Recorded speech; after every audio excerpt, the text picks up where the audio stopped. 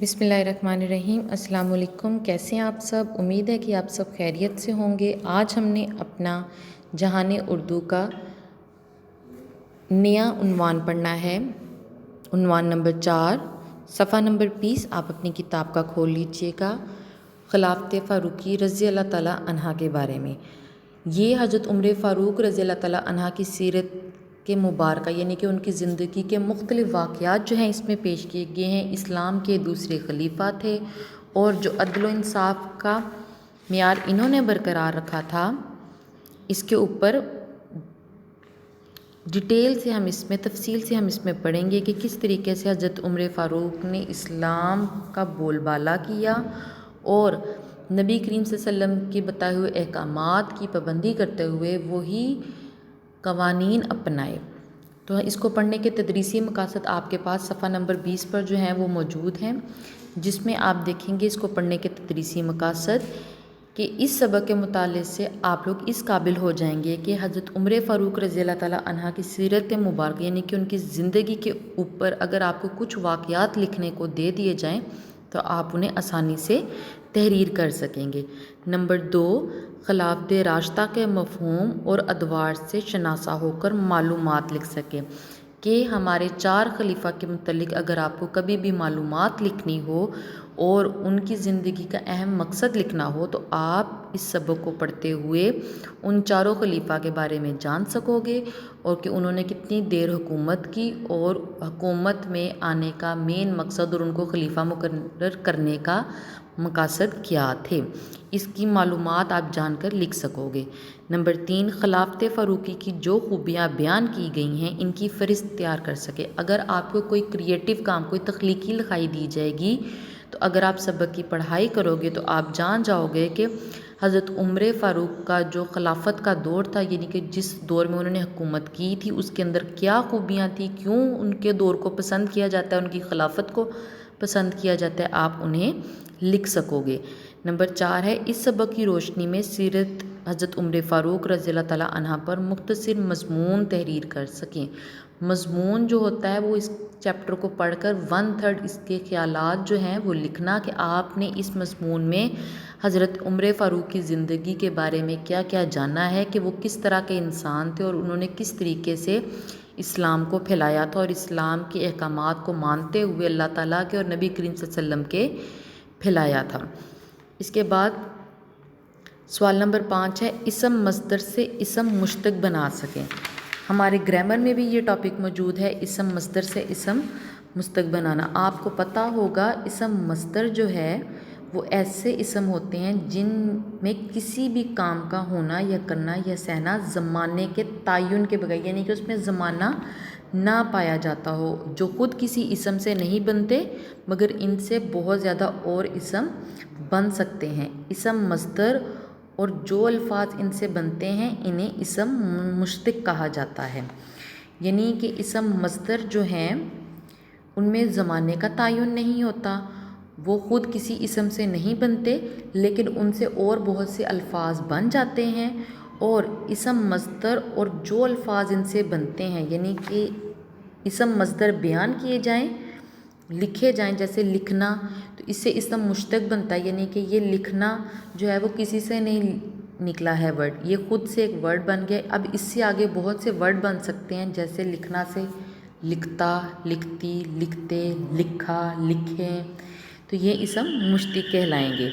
इसी तरह हमारा अगला जो है वो पॉइंट है, जुमलों में मौजूद अगलात अक्स कर सकें। यानी कि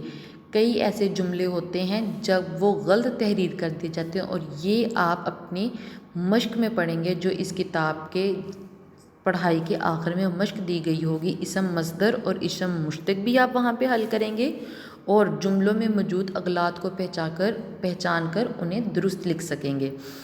अब इसकी पढ़ाई जो है वो है सफ़ा नंबर 20 पे, खिलाफत फ़ारूकी बसात आलम में कहाँ कहाँ तक फैली और किस कदर मुख्तलिफ़ ममालिक, मुख्तलिफ़ मज़ाहब,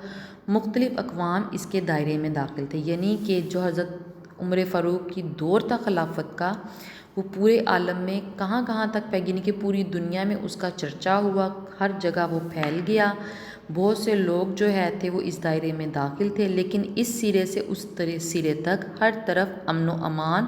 اور سکون و اطمینان چھایا ہوا تھا۔ نمبر 1 بات تو ہمیں ان کی خلافت کی پتہ چل گئی کہ انہوں نے ایک ایسا قانون رکھا ہوا تھا کہ امن رہتا تھا، لڑائی جھگڑے جو ہے تھے وہ ختم تھے، سکون اور اطمینان رہتا تھا۔ دنیا میں اور بھی ایسے صاحب جلال گزرے، صاحب جلال بہت مرتبہ رکھنے والے شخص جو ہیں وہ گزرے ہیں، جو کہ بہت زیادہ شان و شوکت رکھتے تھے۔ جاہ جلال کا مطلب ہے، جو سرکل ہوا ہوا ہے اس کا مطلب ہے شان و شوکت رکھنے والے، جن کی حکومت میں کوئی شخص سر نہیں اٹھا سکتا تھا، لیکن ان کو یہ بات اس سیاست کی بدولت حاصل ہوتی تھی، جس کے حصول تھے کہ بغاوت کے ذرا سے احتمال پر دفتن انصاف کا قانون بالکل الٹ دیا جائے۔ یعنی کہ احتمال کا مطلب ہوتا ہے وہم، گمان، یعنی کہ وہ لوگ جو ہے تھے وہ صرف اس بات پر حکومت کرتے تھے، سیاست کرتے تھے کہ تھوڑی سی بغاوت یعنی کہ تھوڑی سی ہیرا پھیری سے ہر ایک چیز جو ہے انصاف کا قانون جو ہے وہ بالکل الٹ دیا جا سکے گا، یہ وہم و گمان وہ اپنے دل میں رکھتے تھے۔ ایک شخص کے جرم میں تمام خاندان پکڑا جائے، واقعات کے ثبوت میں یقین کے بجائے صرف قیاس سے کام لیا جائے۔ قیاس مطلب صرف سوچا جائے کہ یہ ہو سکتا ہے، آپ صرف آئیڈیا لگاؤ کہ یہ انسان نے قصور کیا ہوگا تو اس کے پورے خاندان کو پکڑ لیا جائے اور سزا دے دی جائے، وحشیانہ سزائیں دی جائیں اور آبادیاں جلا کر برباد کر دی جائیں۔ یعنی کہ یہ قانون عام ہوا ہوا تھا کہ لوگ جو ہے تھے وہ اس بلبوتے پر حکومت کرنا چاہتے تھے۔ یہ اصول قدیم زمانے تک ہی محدود نہ تھے، یعنی کہ پرانے زمانے تک یہ نہیں تھے، اب بھی یورپ کو باوجود اس قدر تہذیب و تمدن کے انہی قاعدوں سے کام لینا پڑتا ہے۔ یعنی کہ کہتے ہیں کہ یورپ جو ہے، باہر کے ممالک جو ہیں، ان میں یہ پرانے قانون جو ہیں وہ ابھی تک اپنائے جاتے ہیں، وہ چاہے جتنے مرضی پڑھ لکھ جائیں، جتنی مرضی ان کے اندر شعور آ جائے، لیکن وہ انہی قاعدوں سے جو ہے وہ ابھی تک انہی قوانین کے اوپر چلتے ہیں۔ لیکن خلافت فاروقی میں کبھی انصاف سے بال برابر بھی تجاوز نہیں ہو سکتا تھا، یعنی کہ لیکن حضرت عمر فاروق کی جو خلافت تھا، ان کا جو دور تھا حکومت کا، اس میں انصاف کے اصولوں کو مد نظر رکھتے ہوئے کام لیا جاتا تھا، اس کو جو ہے وہ چھوڑ نہیں دیا جاتا تھا ان اصولوں کے، کہ ان اصولوں کو چھوڑ کر کوئی اور اصول اور قوانین اپنا لیے جائیں۔ نجران کے عیسائیوں نے خود مختاری اور سرکشی کی تیاریاں کی اور 40,000 آدمی باہم پہنچائے تو ان کو عرب سے نکال کر دوسرے ممالک میں آباد کروایا، مگر اس رعایت کے ساتھ کہ ان کی جائیداد، یعنی کہ اس وجوہات کے ساتھ کہ ان کی جائیداد جو ہے تھی، اس رعایت اس لحاظ سے ان کو ادھر سے ادھر جو ہے تھا وہ انہوں نے شفٹ کروایا تھا کہ ان کی جائیداد وغیرہ کی قیمت دے دی جائے اور عام لوگ کو لکھ بھیجا، یعنی کہ جو عامل لوگ تھے، پڑھے لکھے لوگ تھے، ان کو یہ لکھ دیا گیا تھا کہ راہ میں جدھر ان کا گزر ہو، ان کے آرام کے سامان باہم پہنچایا جائے، یعنی کہ فوراً ان تک پہنچایا جائے، ان کی خدمت کی جائے، ان کو سہولیات دیے جائیں۔ جب نجران کے عیسائیوں نے خود مختاری اور سرکشی سے مراد ہے، یعنی کہ جب وہ